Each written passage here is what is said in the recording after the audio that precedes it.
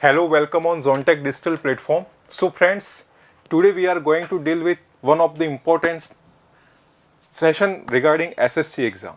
SSC का notification exam से related आपने देख ही लिया है. यहाँ पे डेट भी मेंशन आपको है 14, 15 और 16.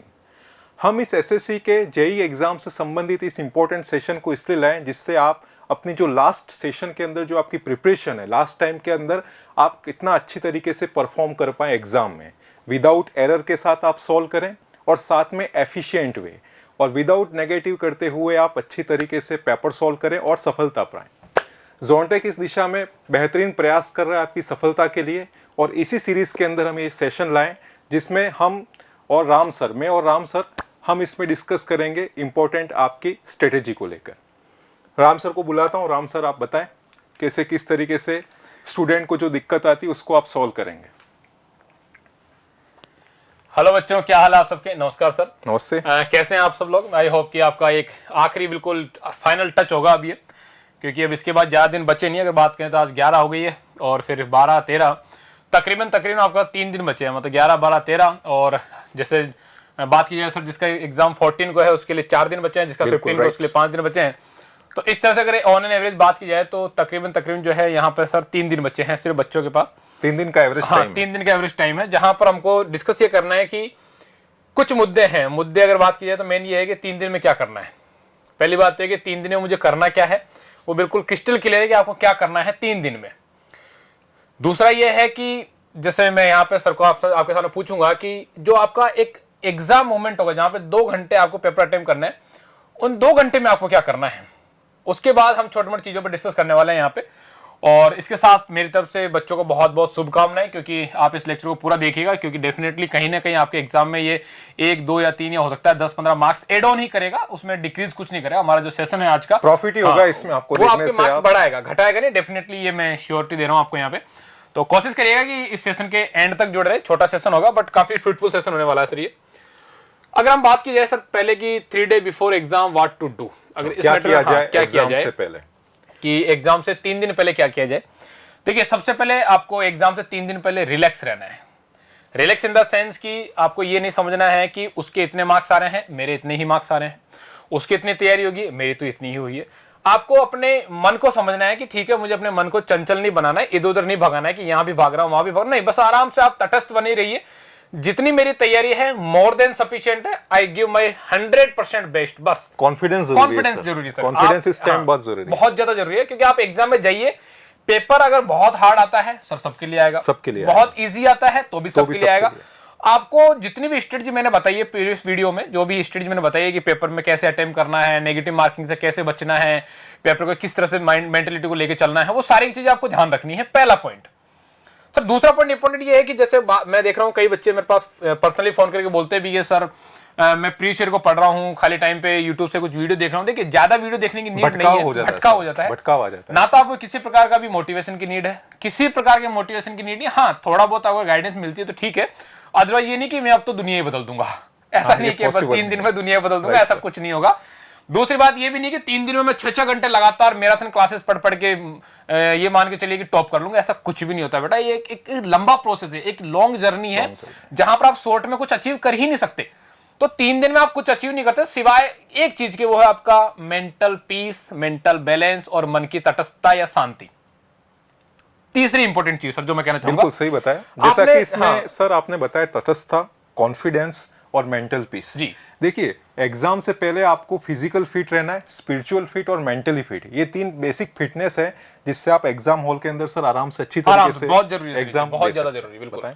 और तीसरी चीज मैं कहना चाह रहा हूं कि आपने जहां से भी प्रिपरेशन की है, जो भी प्लेटफॉर्म आपने दुनिया में यूज किया है, उस प्लेटफॉर्म पर बिलीव करें, क्योंकि बिलीव और बिलीफ ही आपका यहां पर आगे बढ़ाएगा, बाकी कुछ नहीं है. मेरे को यहाँ पर एक चीज भी याद आती है सर, जैसे स्वामी विवेकानंद का एक बहुत फेमस कोट था कि उनसे किसी ने पूछा था कि आप मूर्ति पूजा के पक्ष में है तो भगवान कहाँ है, भगवान तो सब जगह पे है.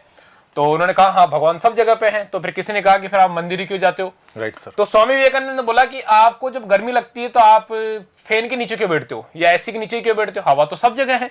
हवा तो उस रूम में भी है जिस रूम का टेम्परेचर 40 डिग्री है. रीजन क्या है? विश्वास है कि उस फैन के नीचे हवा की डेंसिटी ज्यादा है तो मुझे वहां पर अच्छा महसूस होगा. राइट. अगर श्रद्धा और बिलीव नहीं है, आस्था, हाँ, ये अगर दो बिलीव चीजें। नहीं है तो डेफिनेटली आपको दिक्कत आएगी।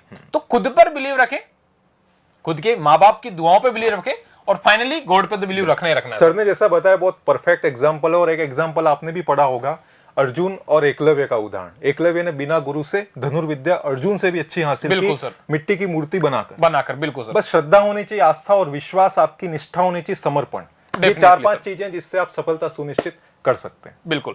और लास्ट में सर यही है, 3 दिन में आप किसी प्रकार से भटके नहीं। आपको कोई भी नीड होती है, किसी प्रकार के दिमाग में टेंशन है, किसी भी प्रकार की कोई समस्या है, आप बेझिझक कभी भी हमें कॉल कर सकते हैं। नंबर सबके पास रहते हैं, आप कहीं भी नंबर नहीं है तो कमेंट बॉक्स में लिख दीजिए, वहां से आपको नंबर मिल जाएंगे। आप नंबर लेके तुरंत कॉल करके अपने जो भी समस्याएं हैं उनको दूर कर सकते हैं, क्योंकि सर ये 3 दिन बहुत इंपॉर्टेंट है, क्रूशियल टाइम है बच्चों का। स्टूडेंट के लिए सर एक भी फैसिलिटी ये भी है कि जोनटेक का जो सोशल मीडिया है वहां भी आप कांटेक्ट कर सकते हैं। यूट्यूब चैनल है, उसके बाद फेसबुक पेज है, ट्विटर है, कहीं भी आप जानकारी, टेलीग्राम, आप इंफॉर्मेशन ले सकते हैं। जोनटेक आपके लिए सफलताओं के लिए प्रतिबद्ध है, डेडिकेटेड प्लेटफॉर्म है आपके लिए सफलता के लिए 100% काम कर रहा है। जी सर, यहाँ पे ये तो रहा 3 दिन के अंदर बच्चों को क्या करना चाहिए। जी। एक सवाल है जो कि कुछ बच्चों ने मुझसे फ्रीक्वेंटली पूछा था, और मैं चाहता हूं कि उस सवाल का जवाब आप बच्चों को दे कि how to attempt question paper. क्योंकि सर लास्ट के जो 2 घंटे होंगे जहां पर बहुत इंपॉर्टेंट है, आपको 120 मिनट के अंदर 200 क्वेश्चन अटेम्प्ट करने होंगे, यानी तकरीबन 33 सेकंड एक क्वेश्चन को मिलेंगे। राइट, बिल्कुल। तो उस वक्त आपका बच्चों को क्या सजेशन है कि भाई इस तरह के क्रूशियल टाइम है जहां पर सिर्फ आपकी स्पीड ही मेंटेन करेगी। राइट। मतलब आप सोच Limited के time रुक नहीं period। सकते कहीं पे भी। बिल्कुल सर। आपको वहां पे फरारी बनना ही पड़ेगा। आप ये नहीं कि ठीक है खटारा चला रहे हैं, नहीं ऐसा नहीं, आपको स्पीड मेंटेन करनी ही पड़ेगी, डेफिनेटली करनी पड़ेगी। तो ये फॉर्मूला 1 रेस जैसा एग्जाम है, तो इसमें आप इस टॉपिक के बच्चों को क्या कहेंगे कि how to attempt question paper. देखो सर, मेरा ऐसा कहना है, जितने भी स्टूडेंट अभी देख रहे हैं, वॉच कर रहे हैं, सबसे इंपॉर्टेंट है, सबसे पहले आप परीक्षा हॉल के अंदर जाते हैं, एक तो बिल्कुल आप स्ट्रेस फ्री होके बैठिए। आधा काम स्ट्रेस खराब कर देता है। नंबर 2, जब भी आप क्वेश्चन पेपर देख रहे हैं, रीड एंटायर क्वेश्चन प्रॉपर्ली। मैं इसमें एक बात और ऐड करना चाहूँ, स्ट्रेस लेने से हो भी क्या जाएगा सर? हाँ, स्ट्रेस लेने से हो भी क्या जाएगा? तुम सोच रहे हो कि भाई मेरे को पहला सवाल नहीं आया, दूसरा नहीं आया, 5वां नहीं आया, 6 नहीं आया, 7 नहीं आया, 10 नहीं आया, 15 नहीं आया, कॉन्फिडेंस ही डाउन होगा। हो सकता है 15 बॉल खेलने के बाद 16 बॉल तुम्हारी और वहां से तुम शतक लगा जाओ। तो ये तो पता नहीं है कि आगे वाला पेपर कैसा है, और कॉन्फिडेंस लूज करेगा तो खुद का नुकसान करेगा ना बच्चा, और माइनस करके आएगा डेफिनेटली सर। बिल्कुल। तो जो भी क्वेश्चन है आप पूरा प्रॉपर्ली पढ़ें। आपकी डिमांड क्या है, क्वेश्चन की डिमांड आपसे क्या पूछ रही है। कभी कभी क्वेश्चंस के अंदर सर क्या होता है, ट्रू फॉल्स के ऑप्शन आते हैं, राइट स्टेटमेंट, गलत स्टेटमेंट कौन सा है वो आइडेंटिफाई करना है। स्टूडेंट क्या करता है, क्वेश्चन देखते ही टूट पड़ता है। बिल्कुल सर, वो गलती नहीं करनी, वो नहीं छुप जाता कहीं ना हाँ, कहीं, नहीं छुप जाता कहीं ना कहीं, डेफिनेटली सर, मैंने देखा है ये चीज। हाँ, तो उसमें क्या मिस्टेक हो जाती है, और ब्लंडर मिस्टेक, ये एक पाप है जिसका कोई उपचार नहीं है। बिल्कुल सर, ये कहीं भी हरिद्वार जाओगे तो भी इसका उपचार नहीं, ऐसा पाप है।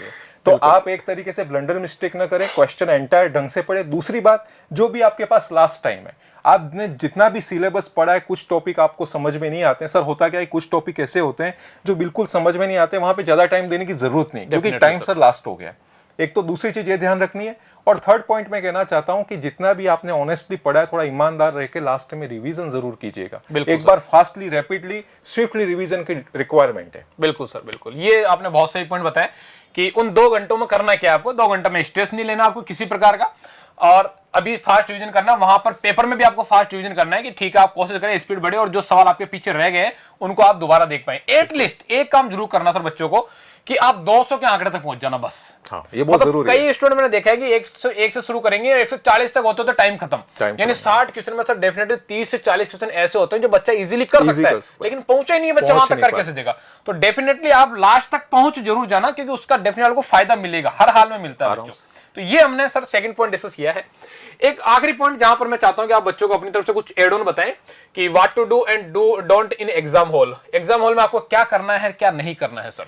देखिए, जैसे मैंने अभी आपको बताया, एग्जाम हॉल में बिना किसी पैनिक के, बिल्कुल भगवान पे विश्वास, जिसे भी आप मानते हैं उस पे पूरा विश्वास करते, कॉन्फिडेंस के साथ बैठिए, और जो भी एग्जाम के गाइडलाइन है उसको फॉलो कीजिए। देख लीजिए आपके आसपास की स्थिति सही है।